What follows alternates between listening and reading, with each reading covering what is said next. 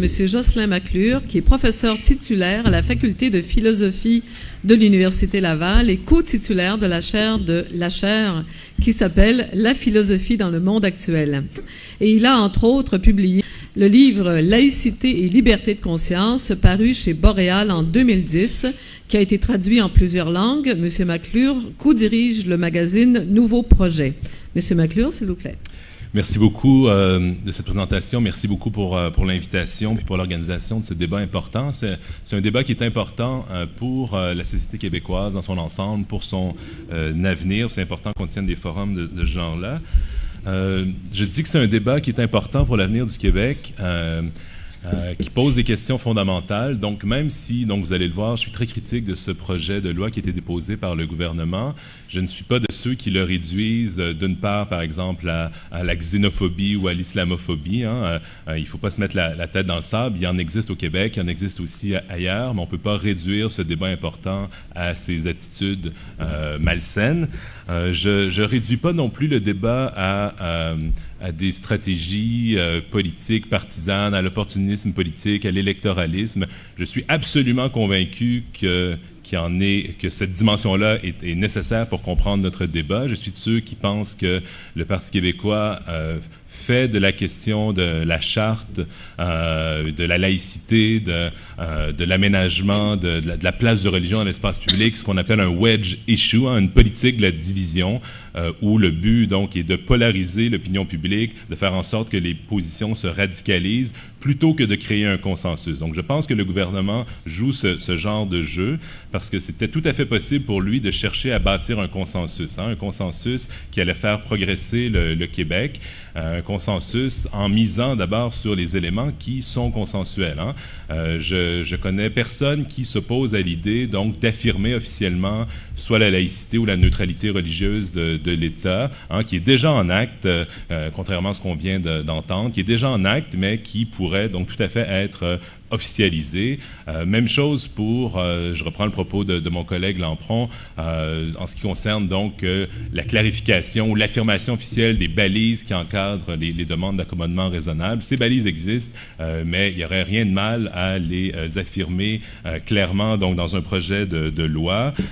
Consensus aussi sur cette norme donc du visage découvert lorsqu'il y a une prestation d'un service public. Donc l'ancien projet de loi 94 du Parti libéral, qui est repris dans le projet de loi 60, c'est encore là, on est capable de construire un consensus là-dessus. Donc, si on veut faire avancer le Québec, qu'on fasse un projet de loi sur ça, qu'on scinde le projet actuel, qu'on fasse un projet là-dessus, qu'on le fasse adopter, puis qu'on garde la disposition qui est nettement plus controversée pour un projet de loi distinct ou pour un enjeu, donc, dans une campagne électorale, mais qu'on sépare les deux, qu'on profite de l'occasion pour faire avancer le Québec, puis qu'on se donne un autre moment pour discuter de l'enjeu qui est vraiment au cœur de la controverse. Donc, si le PQ voulait vraiment donc faire avancer le Québec tout de suite, il y avait cette possibilité-là. Il a décidé de ne pas le faire et de jouer donc la politique de la division.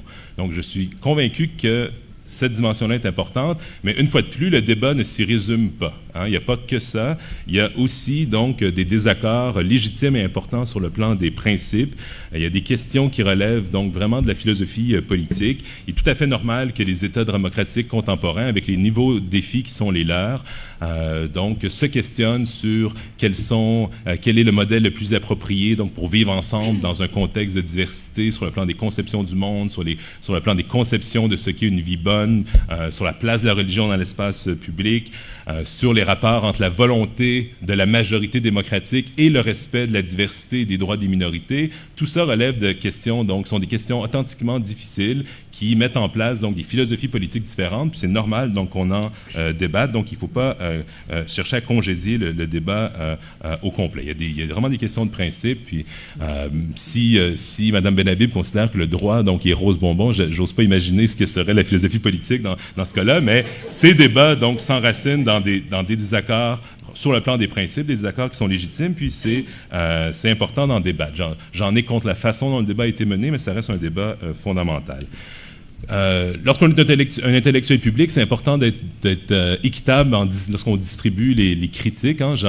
je déplore le fait que le gouvernement précédent donc ait manqué d'audace sur le plan de la laïcité puis de l'aménagement de la diversité religieuse. Le projet de loi 94 donc était une proposition insuffisante qui manquait d'ambition, qui n'était pas assez globale.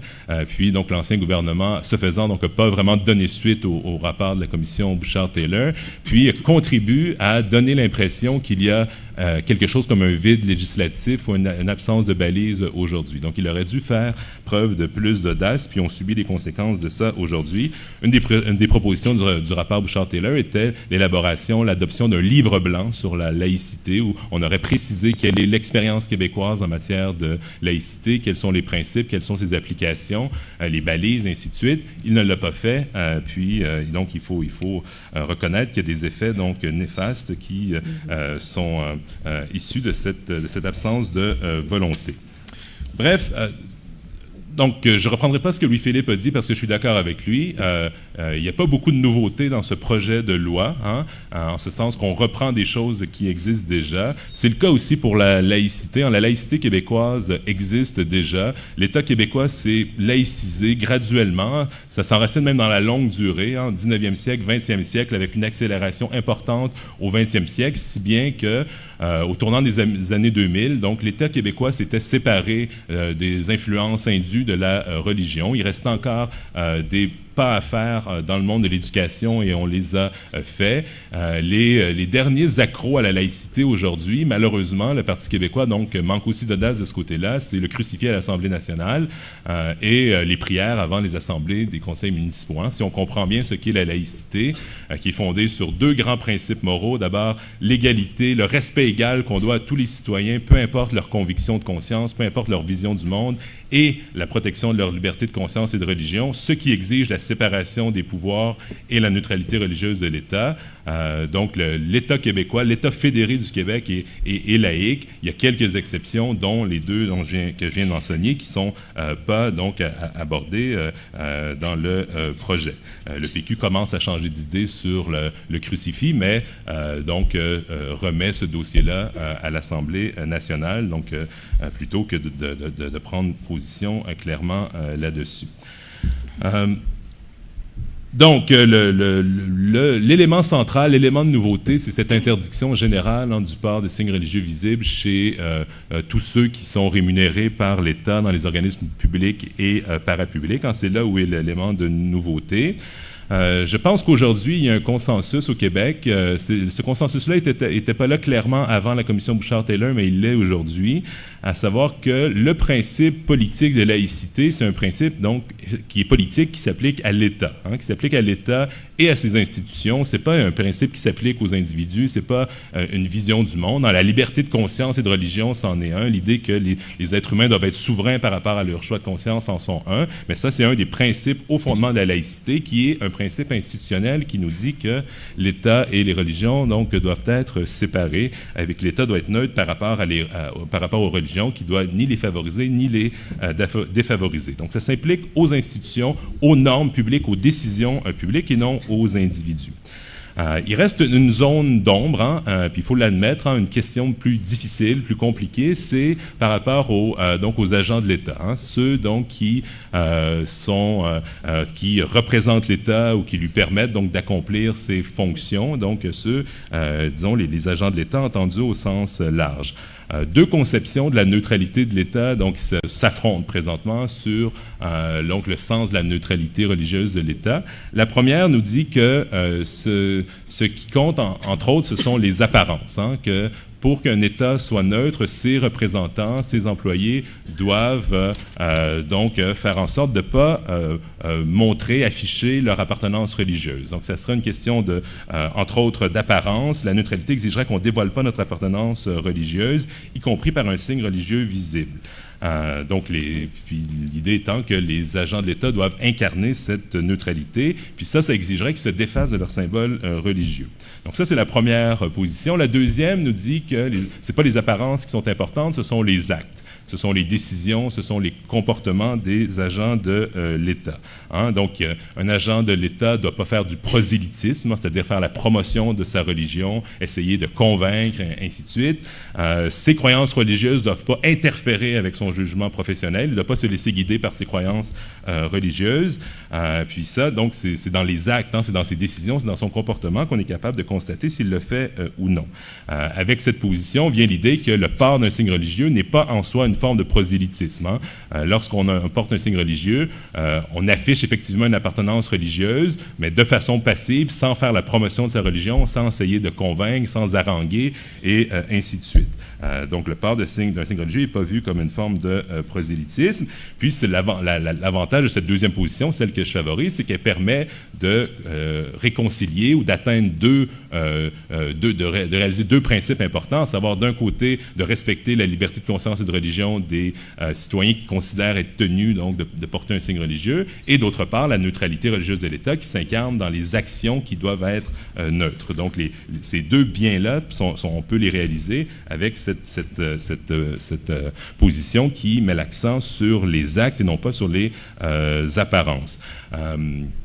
Autre façon de voir cette question-là plus litigieuse, il est tout à fait possible de mêler ou de confondre la religion et les services publics sans porter de signes religieux visibles. Hein? On peut être un fondamentaliste religieux, par exemple un born-again Christian, sans afficher son appartenance religieuse, hein, sans porter un signe religieux visible. Donc un médecin peut refuser de pratiquer des avortements, un pharmacien peut refuser donc de donner des pilules contraceptives pour des raisons religieuses, sans porter de signes religieux visibles. Hein? Un cas que mon collègue connaît bien, c'est celui des commissaires au mariage en Saskatchewan qui, après la modification de la loi fédérale sur le mariage qui permettait le mariage entre conjoints de même sexe, ont refusé de pratiquer, d'unir donc des conjoints de même sexe pour des raisons religieuses. Pas de signe religieux visible chez ces agents de l'État, mais interférence des croyances religieuses, donc avec leur comportement, leur jugement professionnel. Puis c'est ça qu'il faut interdire, c'est lorsque les croyances religieuses viennent interférer avec le jugement professionnel. Ce qui compte, donc, ce n'est pas les apparences, mais bien comment la personne accomplit son travail. Puis je ne vois pas pourquoi il faut accorder une présomption d'impartialité puis de neutralité à ceux qui ne portent pas de signe religieux visible, alors qu'on n'accorde pas la même présomption d'impartialité à ceux qui portent un signe religieux visible. Ça me semble être deux poids, deux mesures. Un autre mot sur cette interdiction générale. Donc, la position gouvernementale, cette interdiction générale est une position qui est très radicale. Hein. Elle s'applique autant à l'employé de bureau qui ne transige pas avec des citoyens, que ça va jusqu'à des organismes parapublics comme les CPE, les CLSC, les hôpitaux, les écoles, et ainsi de suite. Donc, ça touche tout le monde. Hein. C'est une position qui va beaucoup, beaucoup plus loin que ce que Bouchard-Taylor recommandait. Vous vous rappelez que dans le rapport de la commission, donc, il y avait la recommandation voulant que cette interdiction soit limitée à une toute petite gamme de postes, hein, à savoir donc les fonctions où s'incarne le plus, au plus haut point, l'autorité de l'État et le pouvoir coercitif de l'État. Donc, juge, procureur de la Couronne, président de l'Assemblée nationale, force policière. Essentiellement, l'interdiction devait se limiter à eux. Donc, avec le projet de loi, on va beaucoup plus loin, et c'est en ce sens-là que je dis que c'est une position qui est beaucoup plus radicale. Un dernier point, parce que on va sûrement en discuter par la suite, donc au sujet de l'égalité homme-femme, il faut bien faire la part des choses. Hein. On discute du projet de loi. Hein, il y a personne parmi les tenants donc d'une laïcité donc qui est parfois qualifiée d'ouverte. Une laïcité ouverte, c'est une laïcité au fond qui est bien ancrée dans la tradition québécoise. Hein. C'est pas une invention récente. C'est au contraire, c'est sous cette forme-là que s'est imposée la laïcité dans la trajectoire historique du Québec. Une laïcité qui a été qualifiée d'ouverte demeure une laïcité, mais le qualificatif donc d'ouverte ou d'inclusive voulait tout simplement dire que ça n'allait pas être une laïcité qui allait combattre la religion. Hein. Ça allait être une laïcité de neutralité où on ne prend pas position pour ou contre la religion, puis on est capable de faire une place acceptable, raisonnable donc à la religion, tout en respectant le principe de la séparation des pouvoirs. Donc, c'est une notion qui se comprend bien. Les tenants d'une telle position, donc, sont d'accord pour dire qu'évidemment, donc, l'égalité entre les hommes et les femmes peut venir limiter la liberté de religion. Lorsque une demande d'accommodement ou une pratique religieuse vient violer l'égalité entre les hommes et les femmes, ça fait partie des balises qui sont déjà donc à l'œuvre, qui permettent de refuser donc une demande d'accommodement. Donc ça, là-dessus, il n'y a pas de débat. Personne n'est en faveur donc de l'assujettissement, par exemple, des femmes qui appartiennent à des minorités religieuses dans leur milieu. Personne n'est pour soutient l'idée que des femmes devraient se plier à des normes religieuses contre leur gré, sous l'influence donc d'hommes dans leur milieu. Mais la chose qu'il faut toujours garder en tête, au débat du projet de loi, le projet de loi fait rien pour aider ces femmes-là dans leur milieu. Le projet de loi porte pas là-dessus, puis il fait rien. Ces femmes-là doivent être soutenues, mais c'est pas avec un projet de loi comme ça qu'on va les soutenir. Donc ça, pour conclure, s'il vous plaît. Oui, donc il faut mettre ça, il faut bien affirmer ça clairement. Puis il n'y a aucune démonstration qui a été faite nous disant qu'on va avoir des outils pour les aider, alors qu'on sait par ailleurs qu'elle va venir limiter la liberté de religion de femmes qui parlent français puis qui ont les compétences pour occuper des postes dans la fonction publique et parapublique. Voilà.